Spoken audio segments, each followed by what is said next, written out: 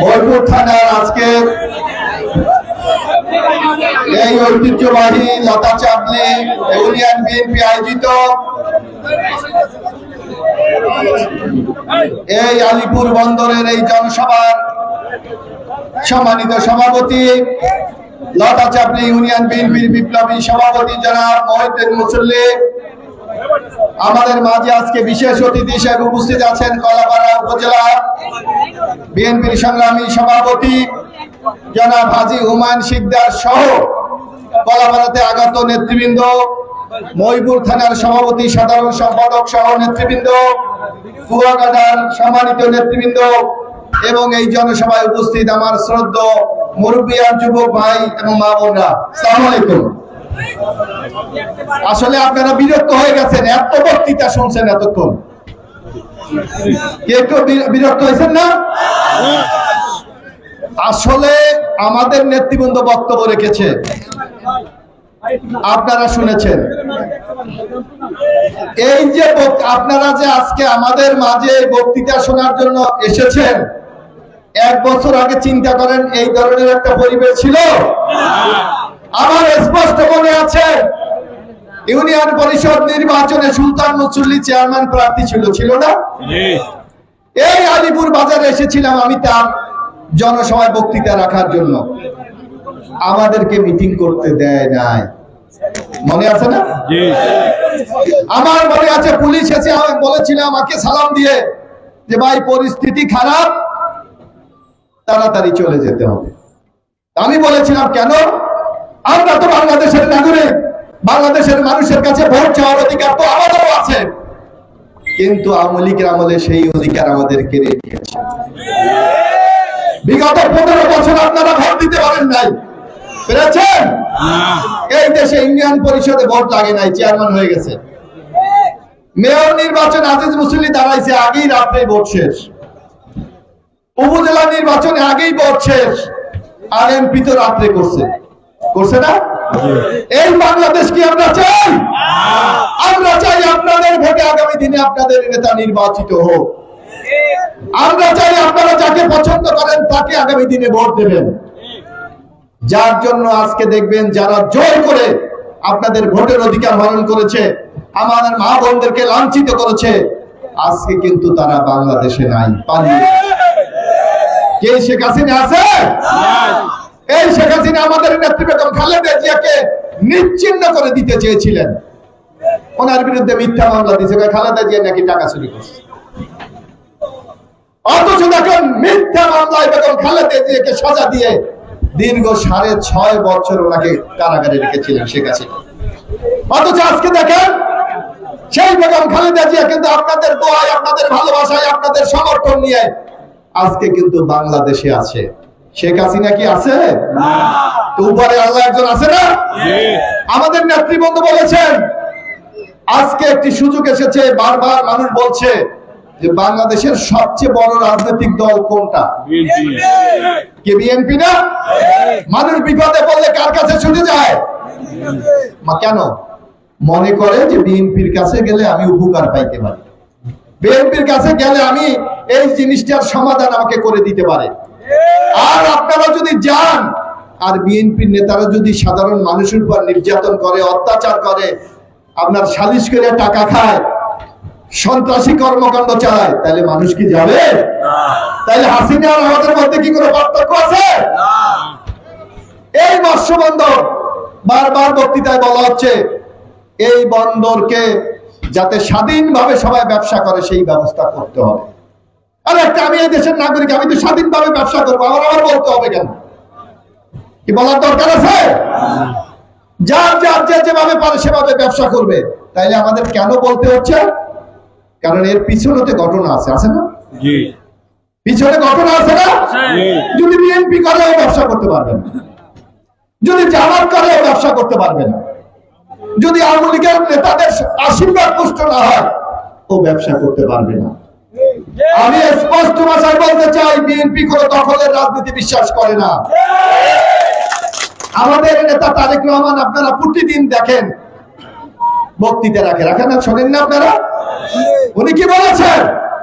আপনি যদি মানুষের পাশে না যান, মানুষ যদি আপনাকে দেখে সালাম না দেয়, আর যদি মানুষ বলে আইটা যাইতেছে চান্দাবাজ, তাইলে কি আপনি নেতা? আপনাকে মানুষ যদি সম্মান না করে তাহলে আপনি কিসের নেতা? মানুষ আপনাকে সম্মান করতে হবে, আপনার প্রতি আস্থা থাকতে হবে, আপনাকে ভালোবাসতে হবে, তাইলে আপনি নেতা। আমি জানি না আমি কতটুকু আপনাদের জন্য করতে পেরেছি, তবে একটা জিনিস আমি বলতে পারি, এই দীর্ঘ আগে আমি ছাত্র ছিলাম, 2003 সালে কলাপাড়া রাজনীতি করতে এসেছি। আমার সজ্ঞানে কলাপাড়া কোনো মানুষের ক্ষতি করেছি এইটা আমি জানি না, আপনারা বলতে পারেন। আমি জানি না, চেষ্টা করেছি। আমার মনে আছে 2008 সালে, আমি একটা ঘটনা এখন আপনাদের কাছে বলি।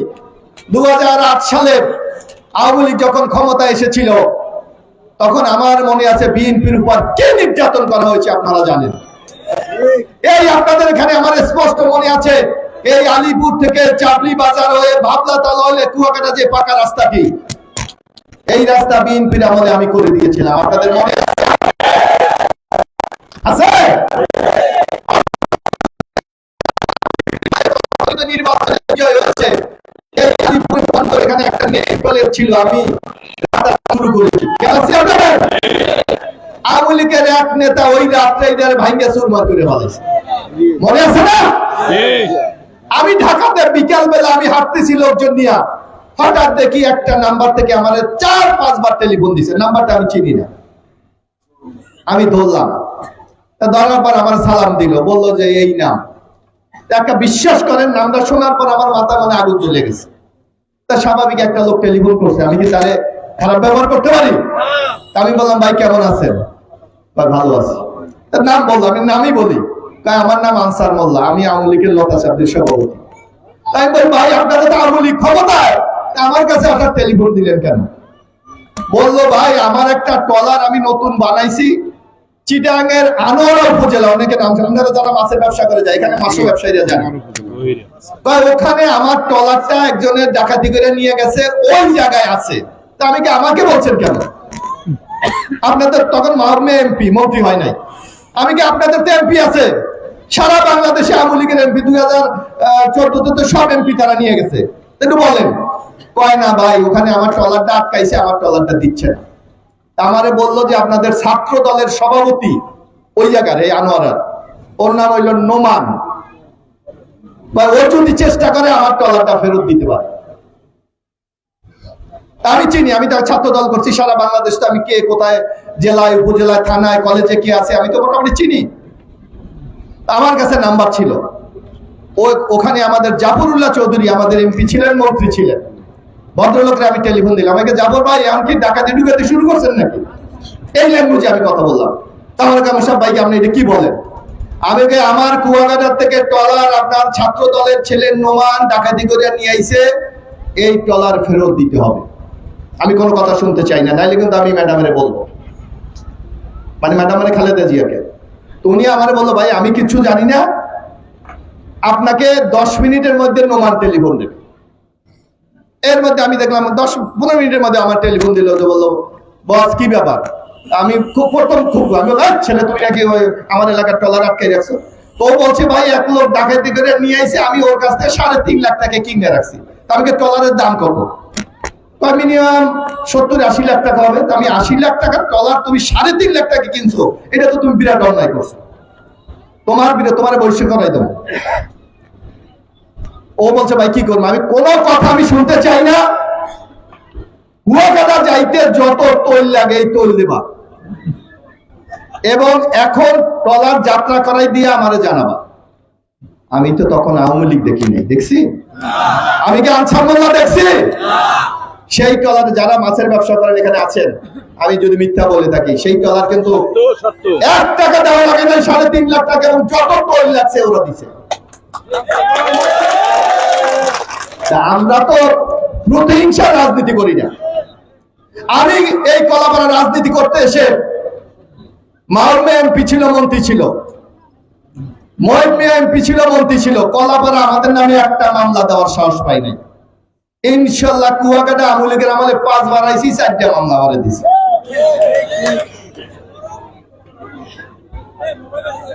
মানে কুয়াকাটা আমি মোট এমনি চুরি মুড়ি করে আইছি কয়েকবার, কিন্তু প্রোগ্রাম করতে 4-5বার আইছি, 4টা মামলা আমাকে দিয়েছে।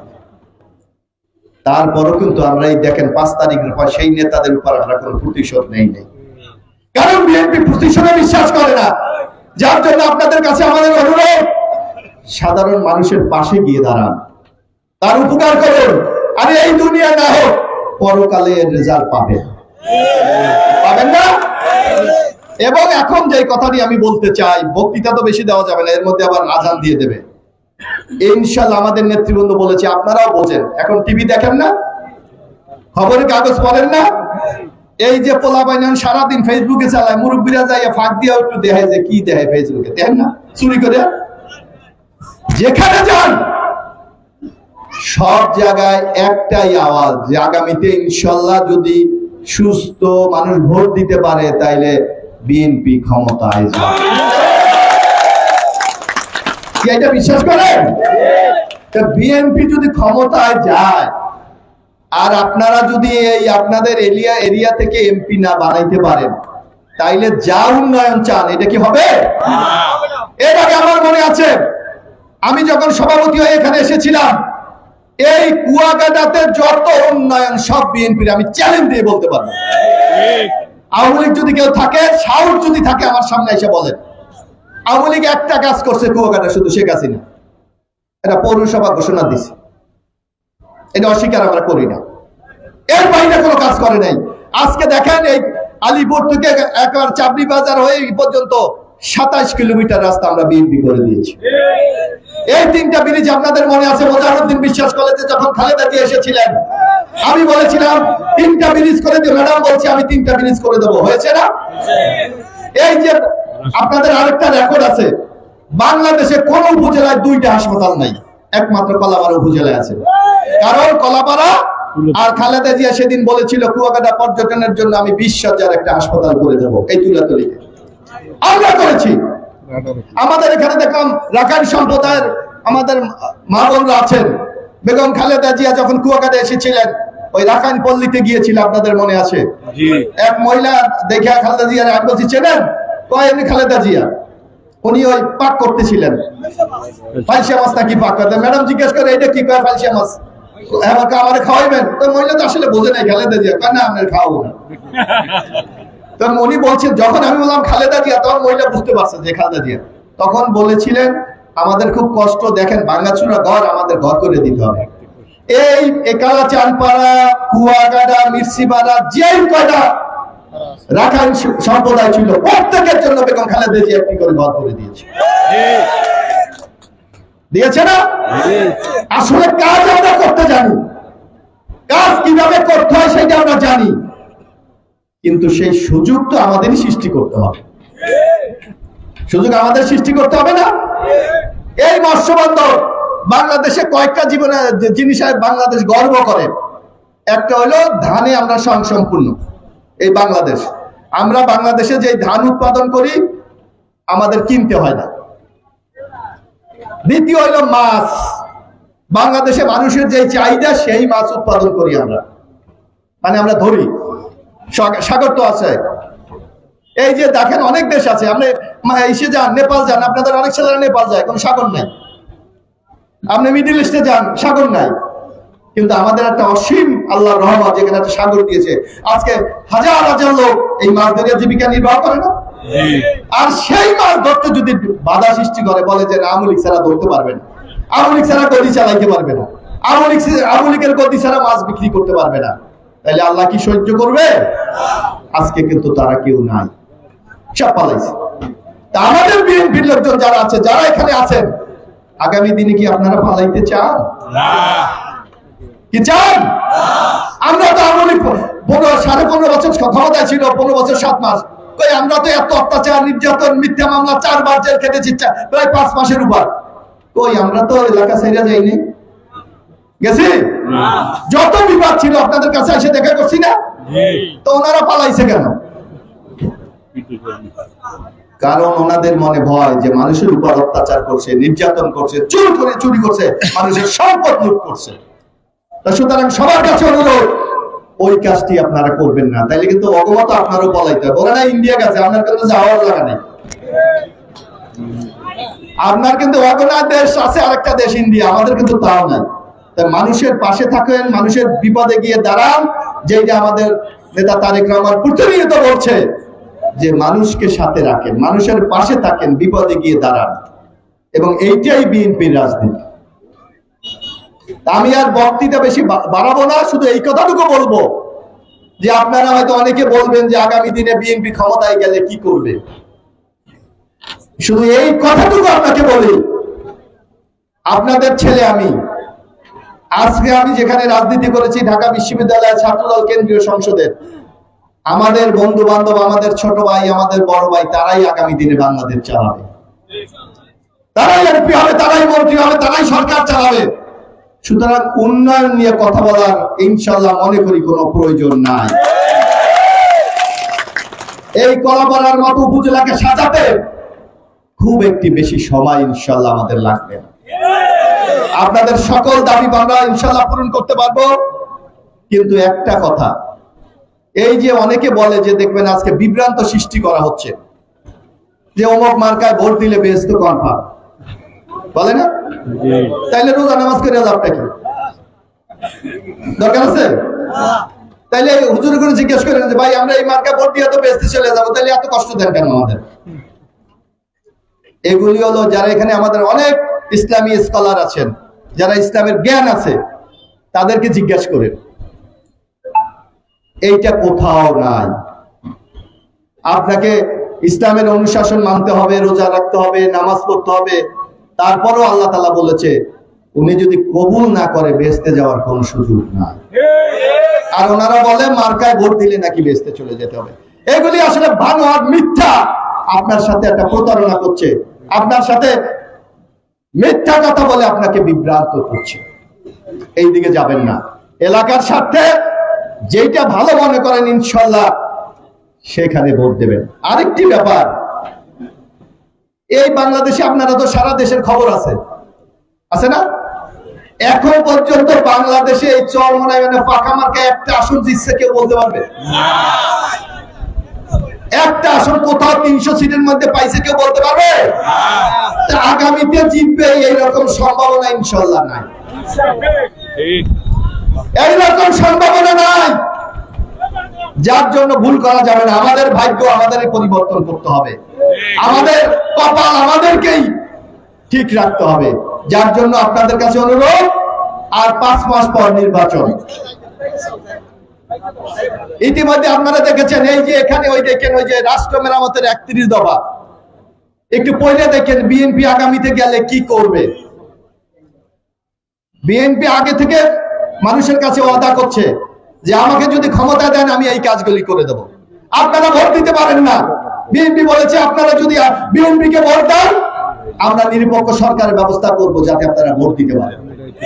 আপনি দেখেন ছোটবেলা থেকে আমরা দেখছি এমপি ইলেকশন হয় মার্কায়, আর স্থানীয় সরকাররা নিরপেক্ষ, যে ইউনিয়ন পরিষদ, উপজেলা মেয়র, হয় না? হাসিনা করছে কি আইনে এনে মার্কা ঢুকাই দিছে, দিছে না? এখন আমরা বিএনপি সিদ্ধান্ত নিয়েছে আগামীতে স্থানীয় সরকার কোন নির্বাচন মার্কাতে হবে না, নিরপেক্ষ ভাবে হবে। আমাদের এই মা বোনদের জন্য এখানে আছে ম্যাক্সিমাম আমাদের মা বোনরা হলো অসহায়, তাদের এই উপার্জনের ক্ষমতা কম। এই বিরাট জনগোষ্ঠীকে বাইরে রেখে আমাদের ভোটের অর্ধেক নারী, এদেরকে বাইরে রাখা কিন্তু একটা সমাজকে আপনি উন্নত করতে পারবেন না। যার জন্য দেখবেন আগে নারীদের উন্নয়নের জন্য যত কাজ হয়েছে সব কিন্তু বিএনপি করেছে। আজকে দেখেন প্রাইমারিতে 60% নারী কোটা আমাদের নেতা শহীদ রাষ্ট্রপতি জিয়া রহমান করেছেন।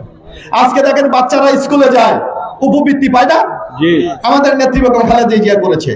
এই বয়স্ক ভাতা, বিধবা ভাতা, স্বামী পরিত্যক্তা ভাষা 2001 সালে যখন বিএনপি ক্ষমতায় ছিল আমাদের নেত্রী বেগম খালেদা জিয়া করেছে, করেছে না?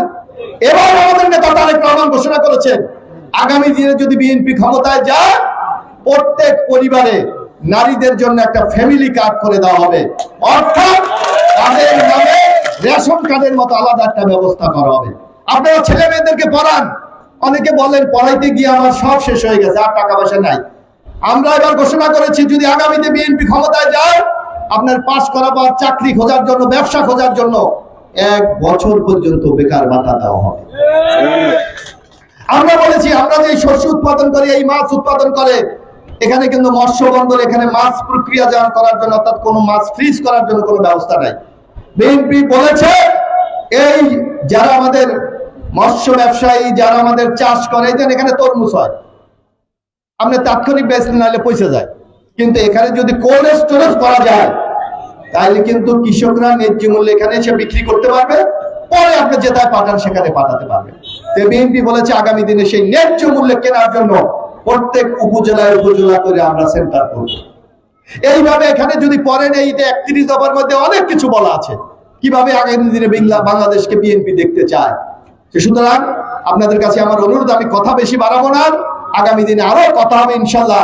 তবে একটা অনুরোধ, নিজের ভাগ্য নিজে পরিবর্তন করুন, ধানের শীষের পক্ষে থাকুন, আগামী দিনে এমপি নির্বাচন করুন, ইনশাল্লাহ এই কলাপাড়াকে আমরা আপনারা যেভাবে চান সেভাবে আমরা সাজিয়ে দেব। আপনারা ভালো থাকুন, সুস্থ থাকুন, আমাদের জন্য দোয়া করবেন। ইনশাল্লাহ আমরা যদি সত্যের পথে থাকি, ন্যায়ের পথে থাকি, আল্লাহ তাআলা আমাদের সাথে থাকবেন। সবাইকে ধন্যবাদ। শহীদ অমর খালেদা জিয়া জিন্দাবাদ। অনেক